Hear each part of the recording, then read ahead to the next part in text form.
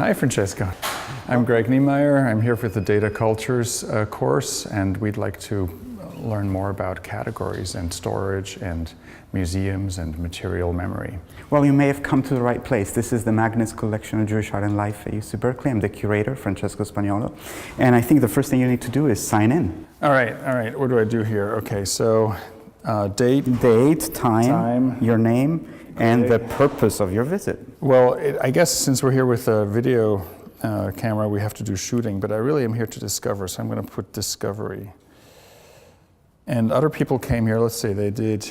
They were lecturing, they were here for a pop-up exhibition series, they were here and looking around, viewing, and also loving and thinking.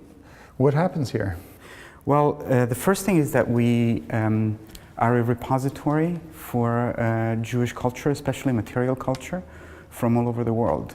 It's a collection that has been in formation for over 50 years. It was started in Berkeley as an independent museum in 1962. It joined UC Berkeley in 2010. Holds about 15,000 objects, literally from all over the world. So we work in different formats, different cultures, different languages, and we work with them in all kinds of ways. We do research, we teach, and we do exhibitions and public programs. So can you show us some examples of your collection and some examples of objects that might be hard or easy to keep in the collection, to put in the right place? Sure. Well, let's go in.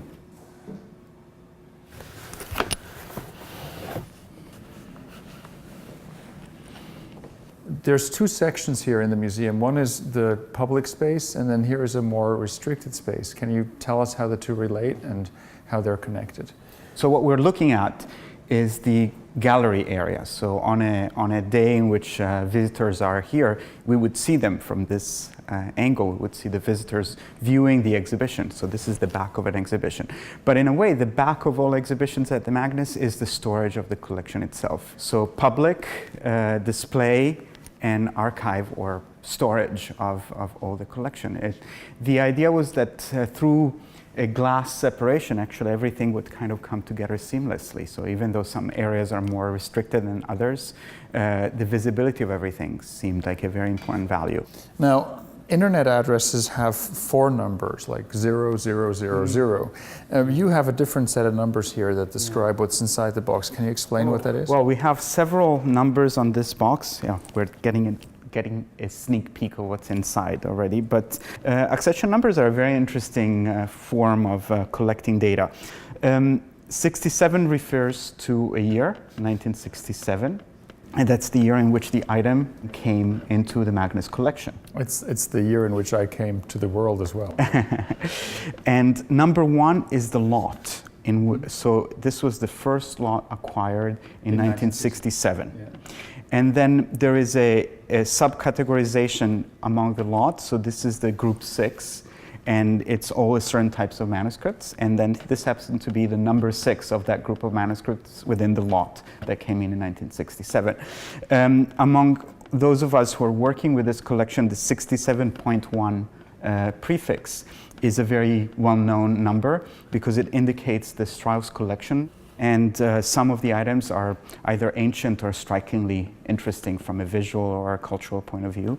And this is the case of the item we have in here. Let's take a look. Yes. This is a marriage contract. But first of all, it's divided in 2 parts. There is something written and there is something visual. The contract is, of course, the written part. And the visual part is both written and painted and illustrated. The text of the contract is written in 2 languages. It's a mixture of Hebrew and Aramaic.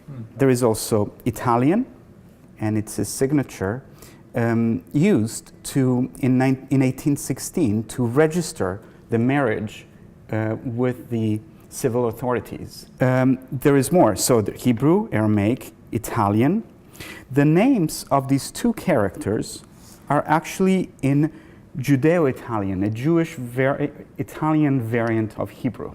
Italian is also used by the artist who signs his name and puts a date in both Italian and in Hebrew.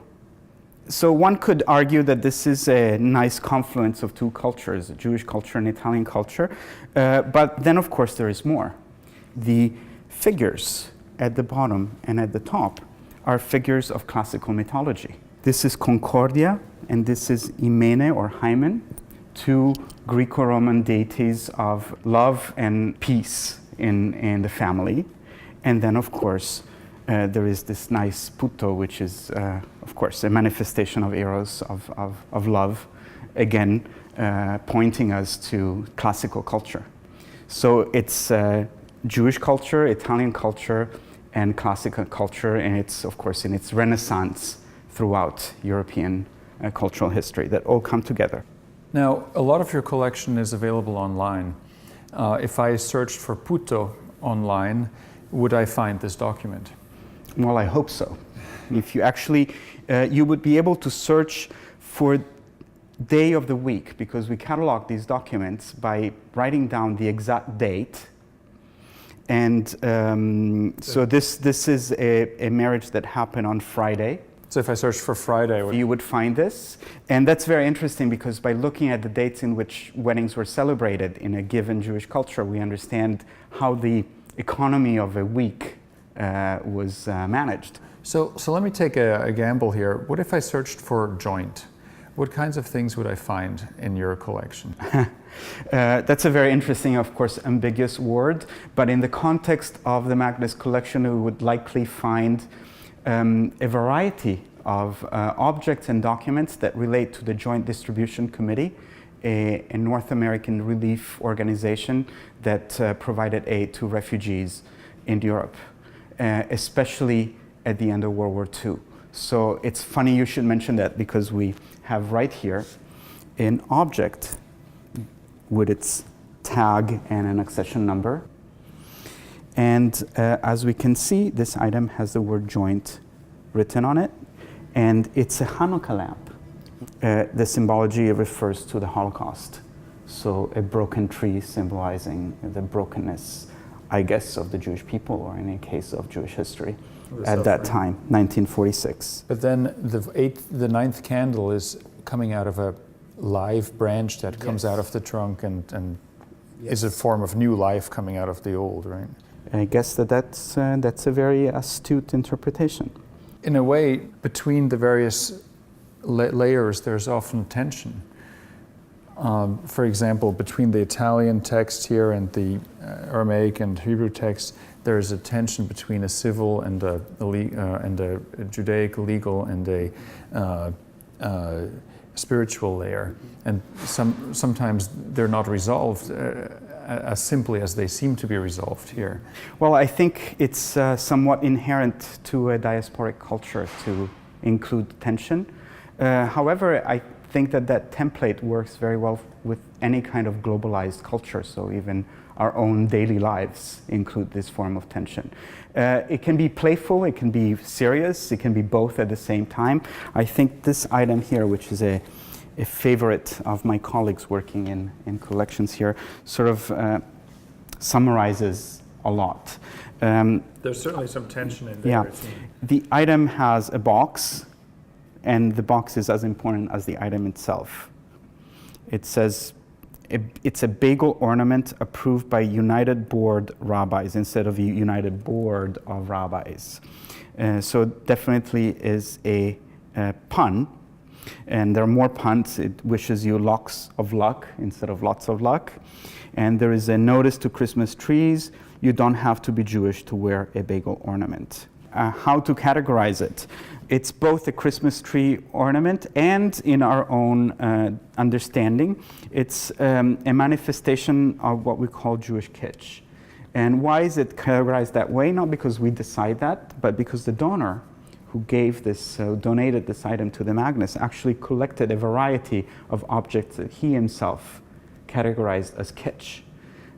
So that interpretation on the part of the donor becomes part of the institutional interpretation. And so this notion of kitsch, which is a very interesting notion in terms of how different cultures or different tensions between cultures or within one culture can or cannot accommodate one another, well, I think it comes to fruition in an object of this sort. And I think my favorite person working on kitsch was Hermann Broch, a German writer and thinker.